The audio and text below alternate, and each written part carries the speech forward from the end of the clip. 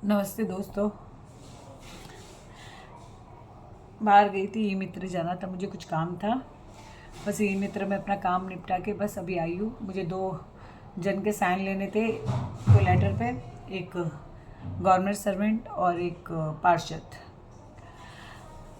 पार्षद जी ने तो फटाफट साइन कर दिया। गवर्नमेंट सर्वेंट तो मैं जानती नहीं किसी गवर्नमेंट सर्वेंट को, प्राइवेट वालों को तो जानती हूँ, यहाँ पे जो जयपुर में रहते हैं। ऐसे गवर्नमेंट सर्वेंट जिनको जानती हूँ वो जयपुर से बाहर रहते हैं। जिनको जानती हूँ मुझे मालूम है कि कितने काम के। तो फिर मैंने पार्षद के वहाँ गई, पार्षद ने बोला दीदी आओ बैठो, काफ़ी इज्जत करता है। उससे साइन किया। फिर मैंने कहा कि भैया मेरे को तो एक और साइन चाहिए। तो बोले टेंशन क्यों ले रहे हो, मैं करवा देता हूँ। फिर उसने किसी और एक पार्षद को बुलाया तो उस बेचारे ने भी साइन कर दिया और अपने इसका मोहर लगा दिया। तो फिर मैंने वो सब, अभी फिर मेरी हिम्मत नहीं हो रही थी तो मैं कल जाके जो भी कार्यक्रम करना, जो भी जमा करना है वो पेपर जमा कर दूँगी। और बस आधा किलोमीटर दूरी गई थी, बस उसी में मेरे को इतनी चक्कर आने लग गई, पता नहीं तबीयत मेरी बहुत ज़्यादा ख़राब है।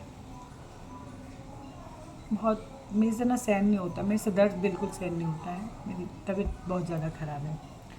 और एक तो गुस्सा इस बात का भी है, आप सबको पता ही होगा, अगर जो पुराने कोई लोग मेरे जान पहचान के जो वीडियो देख रहे हो, कि बरवाड़ा में मुझे जान से मारने की कोशिश की गई थी एक फैमिली के थ्रू, जिन्होंने वो इमरान को पकड़ाने की कोशिश की थी।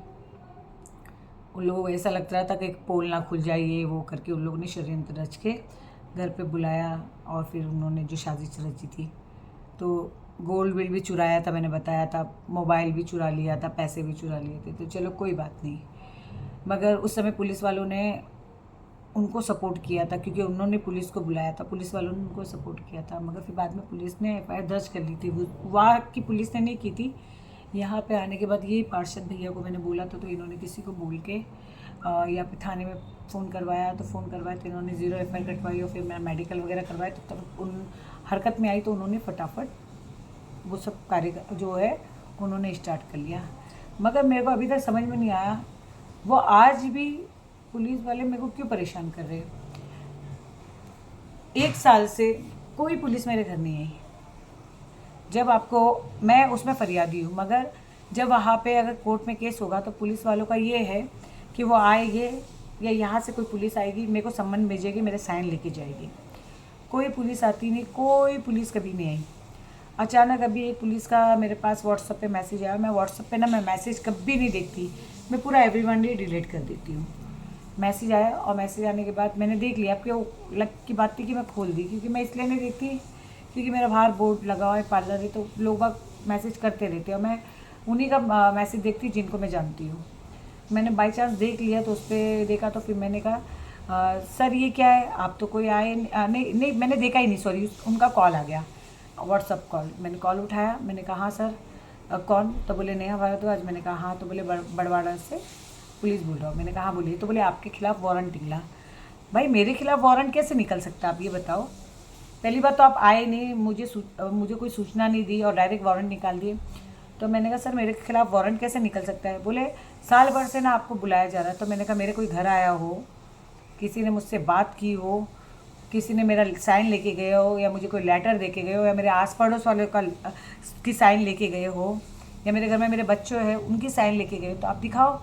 तो उन्होंने कहा नहीं मैम, मैं अभी आया था 2 दिन पहले, आप घर पे नहीं थे।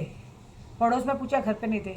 मैंने कहा ऐसा तो हो ही नहीं सकता, क्योंकि मेरे पड़ोस में जो पड़ोसी थे वो ही घर पे नहीं है, तो आपको बोलेगा कौन। जो मेरे पड़ोस में जो है पंडित जी, वो घर पे नहीं, और आंटी 24 घंटा रहती है। आंटी तो मेरा 24 घंटा गेट बजाती है, मेरा ये गेट हमेशा खुला रहता है, मैं घर से बाहर निकलती नहीं हूँ। आप जब भी देखते हो मुझे, आजकल मैं पिछले नवंबर से मैं बीमार हूँ, नवंबर दिसंबर से मैं घर के ही ब्लॉग डाल रही, मैं बाहर के ब्लॉग नहीं डालती हूँ।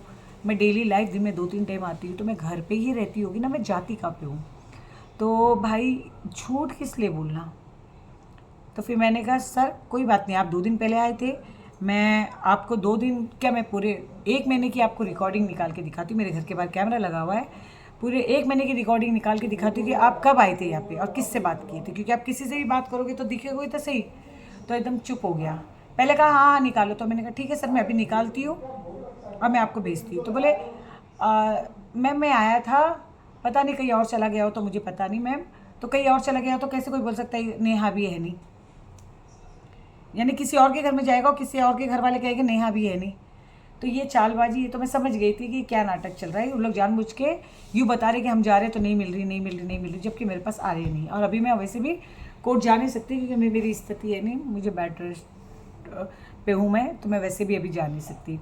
और उन्होंने चालाकी क्या की, 9 तारीख को मुझे दोपहर में कॉल करके कहते कि मैम आपको कल सुबह आना है, तो मैं माधोपुर कल सुबह कैसे जा सकती हूँ। तो भाई चालाकी थोड़ी कम करो। मैं मानती हूँ मैं पढ़ी लिखी कम हूँ, मगर मैं इतनी डफर नहीं हूँ। मैं यही कहती हूँ भाई हर किसी को, भले आप पढ़े लिखे नहीं हो या आप में पावर नहीं हो, मगर इन लोगों से डरो मत। इनसे ना डट के मुकाबला करो, डट के बात करो, तभी इनको ये सब चीज़ें समझ में आती है। मगर फिर उसने कहा कि अच्छा मैम सॉरी गलती हो गई होगी, और मुझे फिर भी उसमें फंसा रहा है कि 10 तारीख को कल सुबह आना है। तो मैंने कहा मैं तो नहीं आ सकती 10 तारीख को, मेरी तबीयत ठीक नहीं है, मैं तो घर से बाहर तक नहीं निकलती हूँ। तो फिर बाद में फिर मैंने देखा उसमें क्या बोलते जो उन्होंने पर्ची भेजी, मैंने कहा इस पर तो 14 तारीख लिखी है। तो बोले अरे मैम सॉरी गलती हो गई होगी, मैं गलती से 10 बोल दिया। यार इतना फंसाने की आप कोशिश मत करो किसी को, अच्छी बात नहीं है, ठीक है ना।